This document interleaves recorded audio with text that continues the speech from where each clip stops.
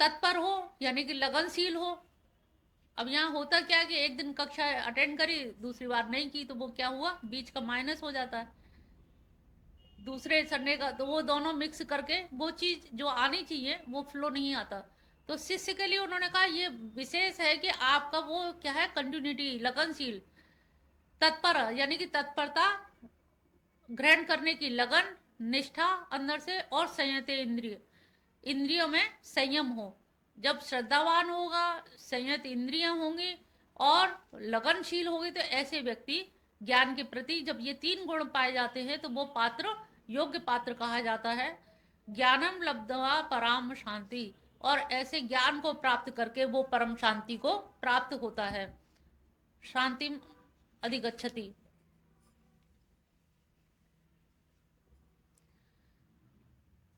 40 में कह रहे हैं अज्ञ अश्रद्धा, और जो अश्रद्धालु हैं, जिनमें श्रद्धा नहीं होती, वो हर चीज में अश्रद्धा करते हैं। पता नहीं ऐसा होगा कि नहीं, पता नहीं ये सही है कि नहीं, जो कहा जा रहा है वो ठीक है कि नहीं।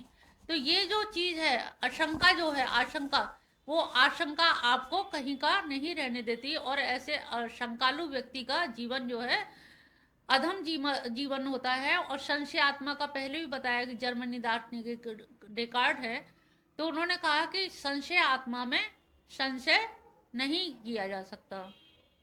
नीरजा, इसका क्या मतलब है? संशय आत्मा में संशय, संशय हो, ये करें ये ना करें, हाँ निश्चित स्थिर बुद्धि ना हो। हाँ, लेकिन इस सेंटेंस का क्या मतलब है? संशय आत्मा में संशय नहीं किया जा सकता। क्यों नहीं किया जा सकता? कारण, क्योंकि संशय आत्मा स्वयं सिद्ध कर रही है कि मैं हूं, तभी तो संशय कर रहे हो ना। संशय भी एक वृत्ति है ना, एक वृत्ति है। तो मैं संशय आत्मा, जैसे डेकार्ट से सब लोगों ने कहा आत्मा नहीं है, तो वो नहीं का विवेचन कर रहा है, तो है तो सही, विवेचन नहीं का कर रहा है, लेकिन है तभी तो नहीं कर रहा है ना। अगर है नहीं होता तो नहीं भी नहीं होता, तो हम हैं तभी तो मना कर रहे हैं। अब तुम कह दो तुम नहीं हो, तो ये मना करने वाला कौन है? मना कौन कर रहा है? हाँ, तो आत्मा सिद्ध हुई ना, अंतर आत्मा कर रही है, तो सिद्धि किसकी हुई? आत्मा की सिद्धि हुई। आत्मा है तभी वो संशय कर रही है। तो ये जो संशय आत्मा है, जहां ये शब्द देगा संशय आत्मा विनश्यति, तो संशय आत्मा का विनाश होता है। लेकिन संशय है, इससे आत्मा की सिद्धि होती है। तो यहाँ पर संशय आत्मा नायम लोको अस्ति, उसके लिए ये लोक तो है ही नहीं, फिर परलोक की तो बात ही क्या कहे इस लोक में भी, क्योंकि संशय वाला आदमी कहीं आगे बढ़ता नहीं है। एक दर्शन का विद्यार्थी था, जेल हो गई किसी तरह से उसे, तो जेल में ये कहा कि भाई तुम और कोई काम नहीं कर सकते तो रसोई के पास चले जाओ, वहां तुम काम करना। तो उसको मटर का काम दे दिया गया कि मटर के दाने, बड़े दाने एक तरफ करना और छोटे दाने एक तरफ कर लो। भोजन बनने की बारी आई तो भोजन के लिए मटर तैयार नहीं थी, तो जेलर ने डांटा, क्यों भाई मटर क्यों नहीं तुमने तैयार की? ये तुमसे बताया था कि मोटे दाने एक तरफ कर लेना, छोटे दाने एक तरफ कर लेना। कह लें वो तो मैं कर लेता, और किए भी। मैं बैठा इसलिए हूँ कि जो मजले दाने वो कहाँ जाएंगे, इसलिए मैं बैठा हूं। मुझे आपने बीज का तो बताया ही नहीं, और हर चीज की बीज की मध्यम की तो होती है। मोटे दाने मैंने कर दिए एक तरफ, अब छोटे में भी दोनों के बीच का भी है, उनको मैं कहाँ ले जाऊं, इसलिए मैंने छील के मटर रखी नहीं तैयार, क्योंकि मजले के लिए तुमने नहीं बताया। तो अब जब संशय हो जाता है किसी आदमी, तो इसमें क्या है, लोकोयम, इस लोक में भी वो कुछ नहीं कर पाता है, फिर परलोक की सिद्धि तो उसके लिए बहुत ही कठिन चीज है। तो यहाँ पर लोको अस्ति न परो सुखम संशय, और कहा कि इस संशय आत्मा के लिए सुख भी नहीं है, क्योंकि वो डाउटफुल ही बना रहता है, करूं कि नहीं करूं, क्या करूं, कैसे करूं। यहाँ अर्जुन जो है वह किम कर्तव्य विमूढ़ की साक्षात मूर्ति है, लेकिन ऐसा नहीं अर्जुन ही हो, हम सब लोग भी संशयात्मक हो जाते हैं, बहुत सारी चीजों में डाउट करें कि नहीं जाएं, जाएं कि कितने बजे जाएं, क्या होगा, कैसे होगा, क्या करा जाए। तो ये जो संशय हैं, ये जो डाउट हैं, इन संशयों से ही हमारी स्थिति इतनी अधिक शंकालु हो जाती है, और शंकालु स्थिति से हमारा जो संबंध है, हमारी जो स्थिति है, तो वो ना तो हमारे लिए हो पाती है सही, और ना किसी और के लिए। तो ये नायम लोको अस्ति न परो न सुखम संशय आत्मा, संशय आत्मा में कोई सुख की प्राप्ति नहीं होती है। योग संन्यस्त कर्माणाम ज्ञान संचिन्न संशयम आत्मवंतम न कर्माणि निमद्यति धनंजय। हे धनंजय, जिसने कर्मयोग की विधि से समस्त कर्मों का कर्मों का परमात्मा में अर्पण कर दिया है। अब ये अर्पण करने का जो विधान है, आप सारे कर्मों को भगवान के अर्पण कर दें, और भगवान के अर्पण करने से क्या है, उस कर्म का जो दोष होता है वो भी आपको नहीं लगेगा, क्योंकि काम करने में काफी दोष तो होते हैं, परफेक्ट काम तो कोई 100% नहीं करता। तो जब काम करने में भी कोई दोष ना लगे, इसी के लिए उन्होंने कहा कि तू भगवद अर्पण, भगवान को जब अर्पण कर दिया है, जिसने विवेक द्वारा समस्त संशयों का नाश कर दिया है, ऐसे वश में किए हुए अंत्यकरण वाले पुरुष को कर्म नहीं बांधते। तो जिसका अंत्यकरण इस प्रकार का हो गया है, तो उसको ना कर्माणी आत्मवंत, आत्मवंत मतलब जो आत्मा में स्थित हो गया है, ऐसे व्यक्ति के कर्म उसको ना निबद्धति, बांधते नहीं है। कर्म तो करता है, अकर्मण कोई नहीं रह रहा, लेकिन कर्म करता है, लेकिन वो कर्म उसको बांधते नहीं है। तस्माद ज्ञान सम्भूतम, इसलिए हे भरतवंशी, भारत कहा है, भारत मतलब भरतवंशी, कितना बड़ा टाइटल अच्छा दिया है। हे भरतवंशी अर्जुन, हृदय में स्थित इस अज्ञान जनित अपने संशय का विवेक ज्ञान द्वारा तलवार से, असिन, असिन माने तलवार से काट के, संशय को काट करके, ज्ञान से को अपने हृदय में छेदन करके, अज्ञान का छेदन करके साधन रूप कर्मयोग में स्थित हो जा। और स्थिति मत हो जा, उठ जा। तो सबसे बड़ा क्या है उनका, योगम अतिष्ठ, योग में स्थित हो जा और उत्तिष्ठ, और उठ। हे भारत तू उठ। हर जगह उन्होंने उठने के लिए आह्वान किया है कि वो उठ के खड़ा हो जाए, क्योंकि भगवान का यहाँ पर जो लक्ष्य है वो लक्ष्य से कभी हटे नहीं। उन्होंने कहीं पर भी ऐसा नहीं किया है कि अपने लक्ष्य से बात ज्ञान पे आ गए तो उन्होंने ज्ञान की तरफ मोड़ दें। ज्ञान की बात धारा वही चली है, स्टेशन कर्म का पकड़ लिया, तो उन्होंने सारी धाराएं वही चलाई हैं। और सबसे अच्छा ये जो बताया है कि प्राणों का प्राण में, इससे क्या होता है, प्राणों को प्राण में करने से प्राणायाम के द्वारा शरीर तो स्वस्थ होगा ही होगा, बुद्धि भी आपकी स्वस्थ होगी। और प्राणायाम ऐसा यज्ञ है, इसको कौन नहीं कर सकता। प्राण का अपान में, अपान का प्राण में, प्राणायाम किसी भी प्रकार से। और इससे क्या है, मन केंद्रित बहुत जल्दी हो जाता है। बहुत से लोग कहते हैं ना कि हमारा मन नहीं लगता, मन ठहरता नहीं है, कभी कुछ दिखता है, कभी कुछ। तो ऐसे लोगों के लिए प्राणायाम बहुत जरूरी है। यहाँ पर क्या होता है, मन जो है आपके श्वासों का दृष्टा बन जाता है, मन आपको देखता है। और देखते देखते क्या है कि इसको कहते हैं ना, मन की एक जो स्थिति, वाणी की जैसे स्थिति, पश्यंती, बैखरी, मध्यमा, पश्यंती और परा, ये 4 वाणी हैं।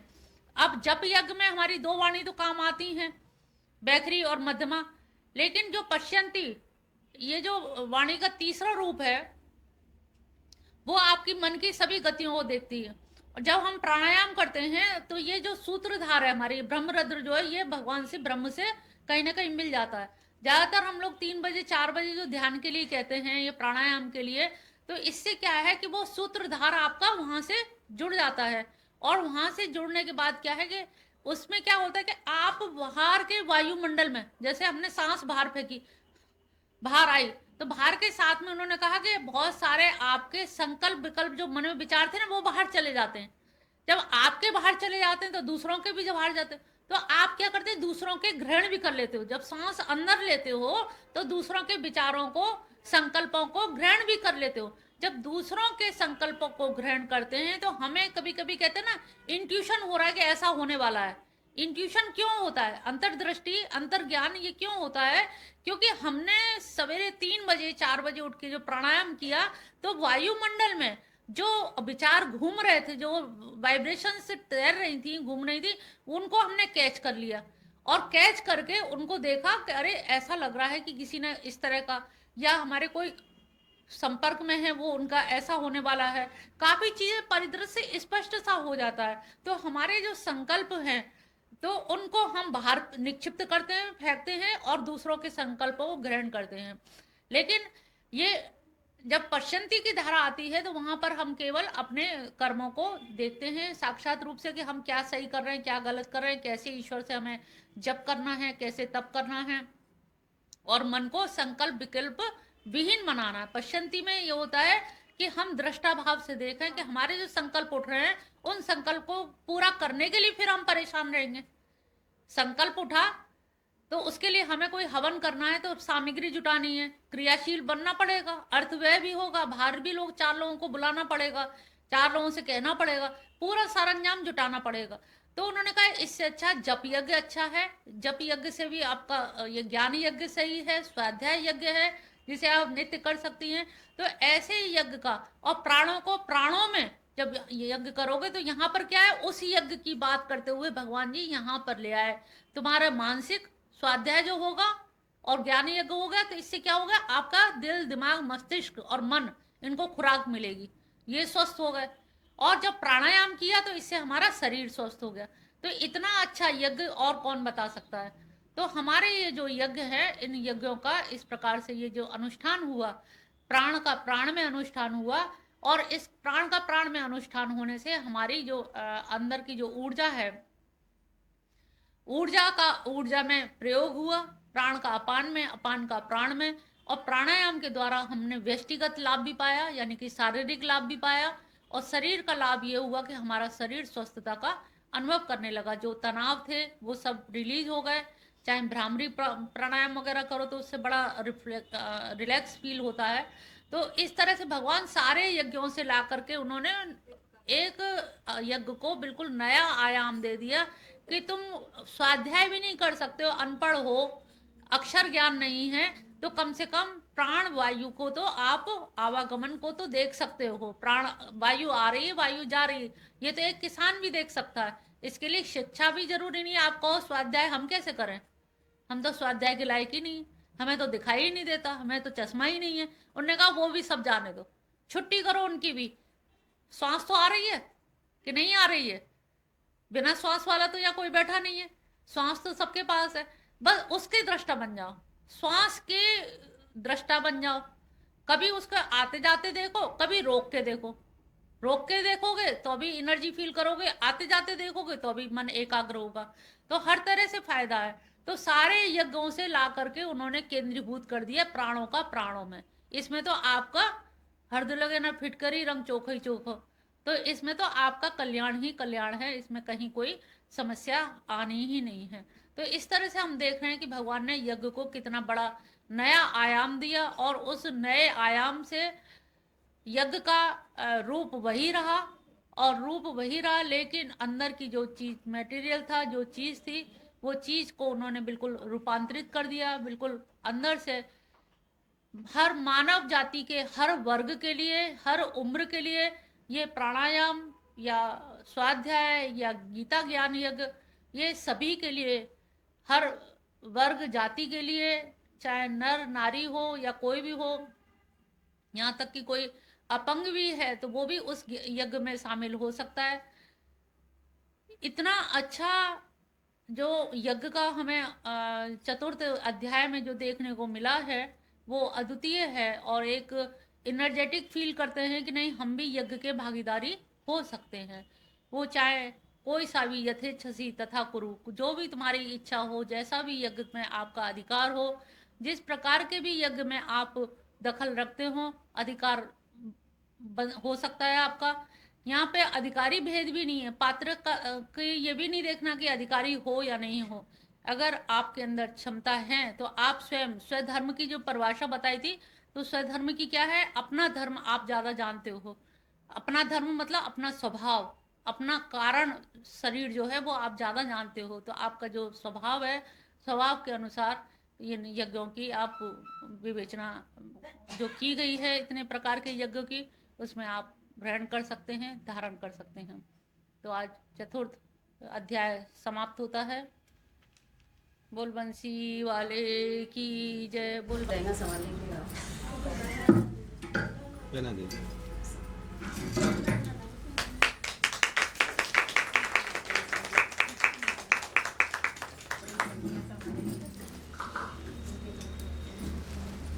नववधु का आगमन एक सदस्य और बढ़ गया, क्योंकि सर्वेश का जो त्याग, तपस्या, जो समर्पण है इस मिशन के लिए, वो तो है ही है।